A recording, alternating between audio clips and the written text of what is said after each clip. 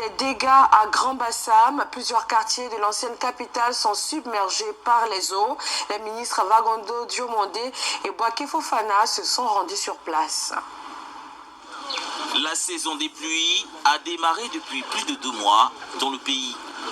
À Grand Bassam, dans le sud Comoé, l'eau a encore fait des dégâts matériels.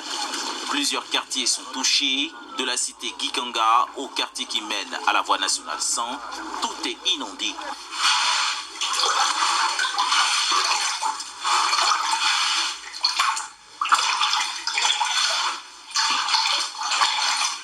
Difficile pour les habitants de cette cité de circuler librement. Plusieurs familles ont dû abdiquer. C'est le cas d'Aïcha, résidente depuis plus de 8 mois. Chaque matin, elle emprunte cet engin de transport à 3 roues pour voir l'état de sa maison. Une situation pénible selon elle. Nous avons de sérieux problèmes. La saison de pluie a créé une inondation dans notre cité. Vraiment, on souhaiterait que l'État se penche sur notre cas et puis bon, qu'il nous vienne en aide. Athanase fait partie des sinistrés. Il dirige la cité Ado depuis des années. Et il se déplace dans cette eau pour assurer le suivi des habitations abandonnées par les familles. Aujourd'hui, c'est l'amertume. Les populations sont pratiquement tristes et elles crient vraiment à toutes les autorités pour que très rapidement on puisse nous sortir de ce calvaire que nous vivons.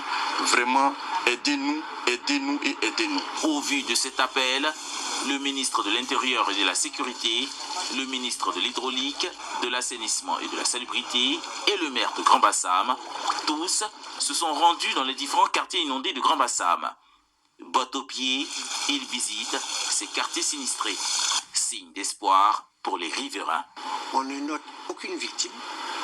Bien au contraire, les secours se sont rapidement déployés avec le concours des autorités municipales, des autorités préfectorales et des populations elles-mêmes. Quand je le dis, je pense aux chefs de quartier qui se sont tous mobilisés pour venir en aide à tous ceux dont les maisons ou les quartiers ont été inondés. Des mesures sont prises par le gouvernement pour soulager les populations. Les emprises de tous les ouvrages seront libérées, c'est-à-dire que s'il y a du bâti, des maisons qui ont été construites dans l'emprise des ouvrages, ces maisons seront démolies. Si nos terrains s'arrêtent quelque part, il ne faut pas prendre les 2-3 mètres qui sont au-delà de notre terrain. C'est tout ça qui conduit à des problèmes. Ensuite, le problème tient à l'insuffisance des réseaux de drainage, mais une réponse a été apportée par l'État. Un investissement de près de 8 milliards de francs CFA est en cours d'exécution pour étendre le réseau de drainage des eaux de pluie à Grand Bassam.